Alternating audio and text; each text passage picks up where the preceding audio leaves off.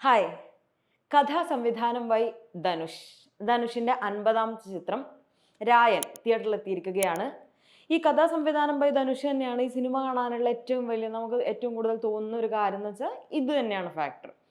അപ്പോൾ സിനിമ കണ്ടു. ഒരു ആക്ഷൻ ചിത്രം നമുക്ക് ട്രെയിലർ കാണുമ്പോൾ തന്നെ മനസ്സിലാവും ഒരു ആക്ഷൻ ചിത്രമാണ് വരാൻ പോകുന്നുള്ളതെന്ന്. ആ പ്രതീക്ഷകളൊക്കെ കാത്തുകൊണ്ട് തിയേറ്ററിൽ എത്തിയിട്ടുണ്ട്. കാത്തവരായൻ, മുത്തുവേൽ രായൻ, മാണിക്യരായൻ, ദുർഗ, ഇങ്ങനെ 4 സഹോദരന്മാര്. ഇവരുടെ ജീവിതത്തിൽ ഉണ്ടാവുന്ന അപ്രതീക്ഷിതമായ കാര്യങ്ങൾ ഇത് പറഞ്ഞു പോകുന്ന ഒരു സിനിമയാണ് രായൻ.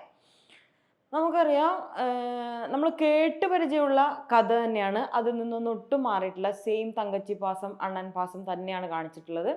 ഇതിൻ്റെ കൂടെ തന്നെ ഇവരുടെ ജീവിതത്തിലേക്ക് വരുന്ന അപ്രതീക്ഷിത കഥകളായാലും അതും വളരെ നോർമലായിട്ട് നമ്മൾ കണ്ടുവരുന്ന സിനിമ തന്നെയാണ്, അല്ലെങ്കിൽ നമ്മൾ കണ്ടുവരുന്ന കഥ തന്നെയാണ്. ഇതിൽ ബാക്ക്ഗ്രൗണ്ട് സ്കോർ ചെയ്തിട്ടുള്ളത് AR റഹ്മാനാണ്. അത് അതിഗംഭീരമായി. ആദ്യം തന്നെ ഞാൻ അതിഗംഭീരമായ ബാക്ക്ഗ്രൗണ്ട് സ്കോറിനെ കുറിച്ച് പറയാം. ഈ കഥയുടെ ഒപ്പം തന്നെ പോകുന്ന, അല്ലെങ്കിൽ ഈ ആക്ഷൻ രംഗങ്ങളോടൊക്കെ അല്ലെങ്കിൽ ഇമോഷണൽ രംഗങ്ങളോടൊക്കെ കൂടെ തന്നെ പോകുന്ന ഒരു ബാക്ക്ഗ്രൗണ്ട് സ്കോർ അത് AR റഹ്മാൻ കൊടുത്തിട്ടുണ്ട്. അത് അസാധ്യമായി ചെയ്തിട്ടുണ്ട്. ഇതിൻ്റെ കഥയിലേക്ക് എത്തുകയാണെങ്കിൽ കഥ ഓക്കെയാണ്, പക്ഷെ ഇതിൻ്റെ തിരക്കഥ എവിടെയൊക്കെയോ പാളിയിട്ടുണ്ടോ എന്ന് ചോദിച്ചാൽ എവിടെയൊക്കെയോ പാളിയിട്ടുണ്ട്.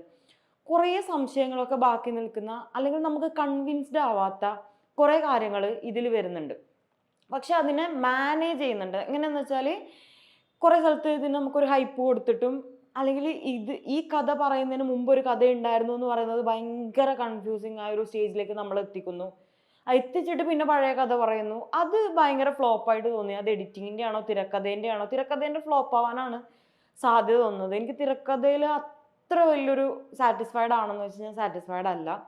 ഇതിൻ്റെ കുറച്ച് കൺഫ്യൂസിങ് ഉണ്ടാക്കുന്നുണ്ട്. പിന്നെ ഈ കാത്തവരായ എന്ന് പറയുന്ന ധനുഷിൻ്റെ കഥാപാത്രം, ഇയാൾ സഹോദരങ്ങൾക്ക് വേണ്ടി ജീവൻ ഒഴിഞ്ഞു വെച്ചൊരു ബ്രദറാണ്. ഇതിൻ്റെ ഒരു പഴയ കാലം, ഇവരുടെ ഒരു വളർന്നു വരുന്ന സാഹചര്യമൊക്കെ കുറച്ച് വലിച്ചു നീട്ടിയിട്ടാണ് കൊടുത്തിട്ടുള്ളത്. അത്രയൊക്കെ വേണമെന്ന് വെച്ചാൽ അത്രയൊന്നും വേണ്ടിയല്ല, പക്ഷേ ഇതൊരു കഥ ഇത് കൊണ്ടുവരാനുള്ളതായിരിക്കാം. അത് കുറച്ച് വലിച്ചു നീട്ടി കൊടുത്തിട്ടുണ്ട്. അതൊരു ബ്ലാക്ക് ആൻഡ് വൈറ്റ് ആയിട്ട് പഴയകാല കഥകളാണെന്ന് സൂചിപ്പിക്കുന്ന, പിന്നീട് പുതിയ കാലത്തിലേക്ക് വരുമ്പോൾ കളറിലേക്ക് മാറുന്ന ആ തരത്തിലുള്ള കഥ പറഞ്ഞു വെച്ചിട്ടുണ്ട്. അപ്പോൾ പഴയ ഒരു റഫ് ആയിട്ട്, അല്ലെങ്കിൽ ഇത്രയും സഹോദരിയും സഹോദരങ്ങളെയും വളർത്തേണ്ടി വന്ന ഒരാൾക്ക് ഉണ്ടാവുന്ന ഒരു റഫ് ലുക്ക് ധനുഷ് മെയിൻറ്റെയിൻ ചെയ്തിട്ടുണ്ട്. അങ്ങനെ പോകുന്നു. പിന്നെ ഇതിൽ ഫസ്റ്റ് ഹാഫിലേക്ക് വരികയാണെങ്കിൽ, ഫസ്റ്റ് ഹാഫ് കഥ ഏറെക്കുറെ പറഞ്ഞു വെക്കുന്നുണ്ട്. എന്താണ് സംഭവിക്കുന്നത്, എന്താണ് സംഭവിക്കാൻ പോകുന്നത്. സേതു ദുര എന്ന് പറഞ്ഞിട്ടുള്ള 2 പേരെ കുറിച്ചിട്ട് പറയുന്നുണ്ട്. അവർ ഗ്യാങ്സ്റ്ററാണ്. ഇവരുടെ ജീവിതത്തിലേക്ക് ധനുഷൊക്കെ എത്തിച്ചേരുന്നു, അല്ലെങ്കിൽ ധനുഷിൻ്റെ ജീവിതത്തിലേക്ക് ഈ 2 ഗ്യാങ്സ്റ്റർ ഗ്രൂപ്പ് എത്തുകയും പിന്നീട് സംഭവിക്കുന്ന അപകടമാണ്. വളരെ നോർമലായിട്ടുള്ള കഥയാണ്, നമുക്ക് വളരെ നോർമലായിട്ട് അറിയുന്ന കഥയാണ്. ഇതിൽ ധനുഷിൻ്റെ അനിയത്തിയായിട്ട് എത്തുന്നത് തുഷാര വിജയനാണ്. തുഷാര വിജയൻ്റെ പെർഫോമൻസ് പറയാണ്ടിരിക്കാൻ പറ്റില്ല. അവള് ആക്ഷൻ രംഗങ്ങളൊക്കെ അടിപൊളിയായിട്ട് ചെയ്തിട്ടുണ്ട്. അടിപൊളി എന്ന് വെച്ചാൽ ആക്ഷൻ രംഗങ്ങൾ കണ്ടിരിക്കാൻ തോന്നും. ഭയങ്കര ഭംഗിയായിട്ട് ഓരോ സീൻസും. അവളുടെ ആദ്യം ഈ തുഷാര ഇങ്ങനെ വരുന്ന സമയത്ത് കുഴപ്പമില്ല, നോർമൽ തങ്കച്ചി പാസത്തിൽ പോവുകയാണ് അങ്ങനെ തോന്നുമെങ്കിലും, ആക്ഷൻ രംഗങ്ങളിലേക്ക് എത്തുമ്പോൾ തുഷാര അഭിനയിച്ച ഓരോ സീൻസും അല്ലെങ്കിൽ ഓരോ സാധനങ്ങളും ഭയങ്കര ഭംഗിയായിട്ട് അവളുടെ പകയൊക്കെ നമുക്ക് ഫീൽ ചെയ്യുന്ന തരത്തിലുള്ള അങ്ങനെ തോന്നും. തുഷാരൻ്റെ സാധനത്തിലും കുറേ കൺഫ്യൂസിങ് ആയിട്ട് വരുന്നുണ്ട്. ഇവർ തട്ടിക്കൊണ്ടുപോകലോ ഇത് ചേസിങ് മറ്റു സാധനങ്ങളൊക്കെ ഉണ്ട്. അതിലൊക്കെ കൺഫ്യൂസ്ഡ് ആണ്. പിന്നെ ഫൈറ്റ് അടിപൊളിയായിട്ട് ചെയ്തിട്ടുണ്ട് കേട്ടോ. ഫൈറ്റ് തിയേറ്ററിൽ തന്നെ പോയി കാണേണ്ട ഫൈറ്റ് എന്ന് പറയില്ല, ഫൈറ്റ് തന്നെ പിടിച്ചിരിക്കുന്ന സിനിമ. അങ്ങനെ ഇങ്ങനെ കുത്തി കൊല്ലുന്ന ഭയങ്കര രസമായിട്ടുള്ള ഫൈറ്റ് ചെയ്തിട്ടുണ്ട്. പക്ഷെ ഡാർക്ക് ഷെയ്ഡിലൊക്കെ ഫൈറ്റ് ചെയ്ത് വന്നപ്പോൾ എവിടെയൊക്കെയോ ആരാണ് എന്താണ് അടിക്കുന്നത്, ആർക്കാണ് അടി കൊള്ളുന്നത് എന്നൊക്കെയുള്ള പല സാധനങ്ങളും മിസ്സാവുന്നുണ്ട്. അതുകൂടി ഇതിലൊരു പ്രശ്നമായിട്ട് വരുന്നുണ്ട്. പിന്നെ ഇതിലുള്ളത് SJ സൂര്യ, തുഷാര വിജയനെ ഞാൻ പറഞ്ഞു, സെൽവരാഘവൻ, സുദീപ് കിഷൻ, കാളിദാസ് ജയറാം, പ്രകാശ് രാജ്, അപർണ ബാലമുരളി, വരലക്ഷ്മി, ശരത് കുമാർ, അങ്ങനെ വലിയൊരു താരനിരയുണ്ട്. നമ്മുടെ അപർണ ബാലമുരളിയൊക്കെ അടിപൊളിയായിട്ട് ചെയ്തിട്ടുണ്ട് കേട്ടോ. നമ്മുടെ മറ്റു സൂര്യൻ്റെ സിനിമയിലും അപർണ ദേശീയ അവാർഡൊക്കെ വാങ്ങിച്ചിട്ടുണ്ട്. അപ്പോൾ ഒരു തമിഴ് അവരുടെ ഒരു ഓവർ കൊടുക്കലുണ്ട് ഒരു സാധനം. നമ്മുടെ നോർമാലിറ്റിക്ക് മുകളിൽ അവർ കൊടുക്കുന്നൊരു ഓവർ സ്നേഹമായാലും അവർക്ക് എന്ത് ഇമോഷനായാലും കുറച്ച് അധികമാണ്. അതിൽ അപർണ ബാലമുരളി വമ്പനായിട്ട് വിജയിച്ചിട്ടുണ്ട്.